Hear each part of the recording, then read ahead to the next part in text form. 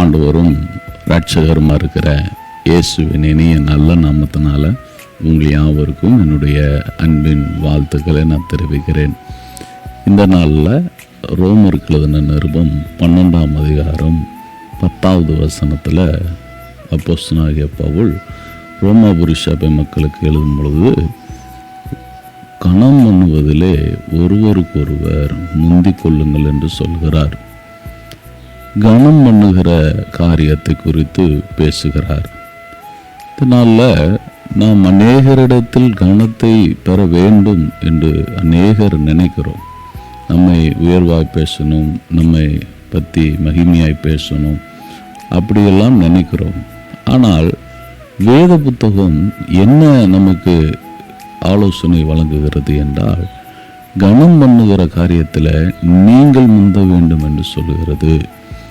ஏனென்றால் நாம் எப்பொழுது மற்றவர்களை ஒரு கனத்துக்குரிய நபராக நினைக்கிறோமோ அப்பொழுதுதான் நாம் தேவனுடைய பிள்ளைகளாக இருக்கிறோம்.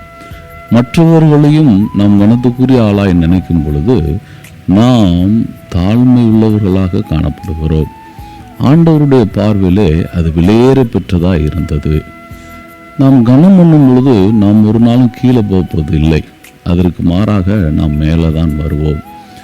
ஏனென்றால் நாம் கனம் பண்ணும் பொழுது இயேசு கிறிஸ்துவானவர் என்ன செய்கிறார் என்றால், அந்த தாழ்மையின் இருதயத்தை உடைய ஒவ்வொருவரையும் அவர் உயர்த்துகிறவராக இருக்கிறார். நீங்கள் மற்றவர்களை கனப்படுத்த நீங்கள் மேலே உயர்ந்துக்கிட்டே இருப்பீங்க. அதனால தான் பாருங்கள், இயேசு கிறிஸ்து கூட இந்த பூமியில் அவர் சர்வ வல்ல தேவன். அவர் மகிமையான இடத்தை விட்டு தன்னுடைய சீசர்களை அவர் கனப்படுத்துகிறார், அவங்கள ஹானர் பண்ணுகிறார். அதனால் பாருங்கள், ஆண்டவர் அவருடைய கால்களை கழுவி தன்னுடைய தாழ்மையையும் தன்னுடைய கனத்தையும் அவருக்கு கொடுக்கிறார்.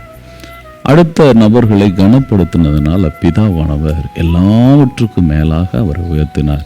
இந்த வார்த்தையை கேட்டுக்கொண்டிருக்கிற நீங்கள் மற்றவருடைய சின்ன சின்ன செயல்களை பாராட்டுங்க, அவங்களுடைய நல்ல எண்ணங்களை பாராட்டுங்க, நல்ல வார்த்தைகளை பாராட்டுங்க. இப்படி நீ கனம் பண்ண ஆண்டவர் நிச்சயமாய் உங்களையும் உயர்த்துவார். கர்த்தர் உங்களை ஆசீர்வதிப்பாராக.